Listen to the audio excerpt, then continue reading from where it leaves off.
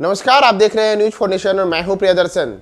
बिहार के मुख्यमंत्री नीतीश कुमार ने जब यह कहा कि तेजस्वी यादव अगले चुनाव का नेतृत्व करेंगे, यानी कि वर्ष 2025 में होने वाले बिहार विधानसभा चुनाव में तेजस्वी यादव उसका नेतृत्व करेंगे, तो नीतीश कुमार का यह बयान अपने आप में एक काफी चौंकाने वाला बयान रहा कि क्या नीतीश कुमार अब बिहार की राजनीति से, देश की राजनीति से संन्यास लेने के मूड में हैं, या फिर वे जदयू और राजद के जिस विलय की बात कही जा रही है उस विलय को आगे बढ़ाने की दिशा में एक कदम बढ़ा चुके हैं।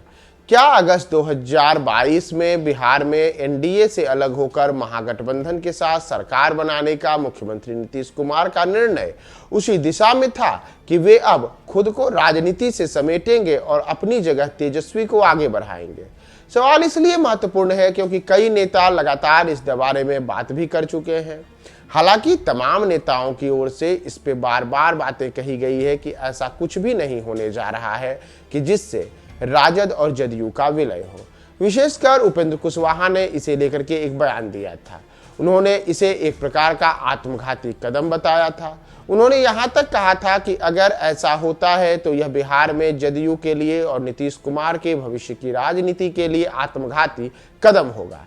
तो न केवल उपेंद्र कुशवाहा बल्कि सवाल यह भी उठता है कि क्या तेजस्वी यादव की पार्टी राजद में जदयू के विलय होने की जिन बातों की इन दिनों राजनीतिक चर्चा हो रही है उस चर्चा को जदयू के अध्यक्ष ललन सिंह और उपेंद्र कुशवाहा सहित अन्य जो नेता हैं वो नेता मानेंगे?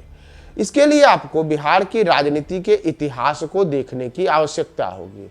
याद कीजिए, समता पार्टी, वही समता पार्टी जिसके नेता नीतीश कुमार रहे, जिस समता पार्टी का गठन का कारण ही यह बना कि जब नीतीश कुमार और लालू यादव में मनमुटाव की स्थिति पैदा हुई तो वर्ष 1995 के पहले समता पार्टी का गठन होता है और समता पार्टी के बैनर तले नीतीश कुमार अपनी राजनीति को लालू यादव से अलग होकर के आगे बढ़ाते हैं।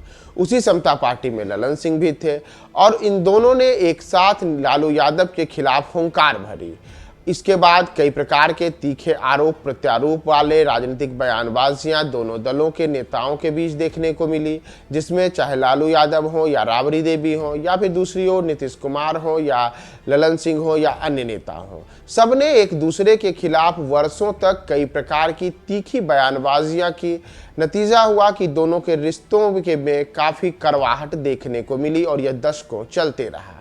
ऐसे में एक बार जब नीतीश कुमार ने वर्ष 2015 के चुनाव के पहले नीतीश कुमार की पार्टी जदयू का राजद के साथ मिलकर चुनाव लड़ने का निर्णय हुआ था, तो उसके बाद बिहार में एक बड़ा सत्ता का परिवर्तन देखने को मिला और भारतीय जनता पार्टी जो अपने बलबूते चुनाव लड़ रही थी उसने बिहार में सबसे ज्यादा वोट प्रतिशत लाने के बाद भी सीटों के मामले में इन दोनों दलों से पिछड़ गई।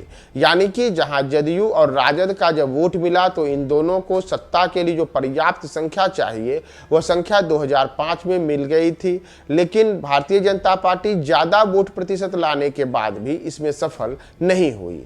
तो ऐसे में यह बड़ा सवाल उठता है कि इन दोनों का अगर अभी विलय होता है तो क्या होता है? दरअसल वर्ष 2015 के विधानसभा चुनाव की बानगी देखेंगे तो जदयू को उस चुनाव में 16.8% वोट आए थे। दूसरी ओर राष्ट्रीय जनता दल यानी कि आरजेडी को 18.4% वोट आए थे, जबकि भाजपा के खाते में 24.4% वोट आए थे। यानी कि राजद और जदयू दोनों की तुलना में क्रमशः 8 और 6% ज्यादा वोट बीजेपी को आए। लेकिन सीटों के मामले में जहां जदयू को 71 तो आरजेडी को 80 सीटें मिली, वहीं बीजेपी को 53 सीटें मिली। यानी कि जदयू और राजद अगर एक हो गया तो उस स्थिति में जदयू और राजद जहां 150 का आंकड़ा पार कर गए, वहीं भारतीय जनता पार्टी ज्यादा वोट प्रतिशत लाने के बाद भी अपने सीटों की संख्या 53 तक ही रख पाई थी। तो इसीलिए इस संभावना से इनकार नहीं किया जाता है बिहार में कि अगर राजद और जदयू एक हो जाए तो एक बड़ा जो पिछड़ा, अति पिछड़ा और दलितों का वोट बैंक है, साथ ही साथ जो अल्पसंख्यक बिरादरी है, ये इनके साथ आएंगे और इसका बड़ा असर होगा।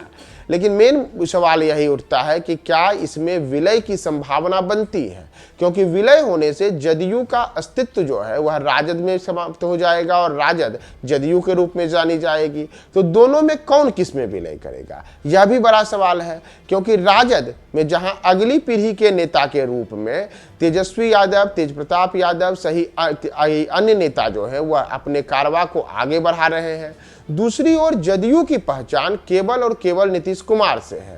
उसमें भरे ललन सिंह, उपेंद्र कुशवाहा सहित अन्य नेता हों, लेकिन उन नेताओं को लेकर के ऐसी पहचान नहीं मानी जाती है जिससे कि यह कहे कि जदयू उनके बलबूते आगे बढ़ेगी। यानी कि वोट बैंक जो है, कुर्मी का वोट, कोयरी का वोट, कुशवाहा का वोट, यह वोट जो है सीधे सीधे नीतीश कुमार से जुड़ता है।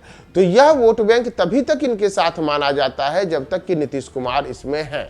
तो क्या भविष्य की राजनीति में नीतीश कुमार कोई ऐसा आत्मघाती कदम उठाएंगे, यह बड़ा सवाल है। वर्ष 2024 के लोकसभा के पहले का भी चुनाव है कि जब जदयू और राजद एक हो जाते हैं तो उनकी सीटें बढ़ जाती हैं, वोटों का प्रतिशत भले कम हो, लेकिन भारतीय जनता पार्टी ज़्यादा प्रतिशत वोट ला करके भी सीटें कम ला पाती हैं। तो देखना होगा क्या नीतीश कुमार आगे आने वाले दिनों में राजनीति में कोई ऐसी भी चाल चलेंगे या फिर अपने अपने दल के बूते ही वे चुनाव में एक साथ राजद और जदयू के गठबंधन के तौर पर अपनी राजनीति को आगे बढ़ाते हैं। क्या होगा आगे, और नीतीश कुमार क्या इस निर्णय से एक बार फिर से बिहार को और देश को चौंकाएंगे, हमारी नज़र सब पर बनी हुई है। हम आपको तमाम अपडेट्स बताएंगे। आप हमारे साथ बने रहे न्यूज़ 4 नेशन पे।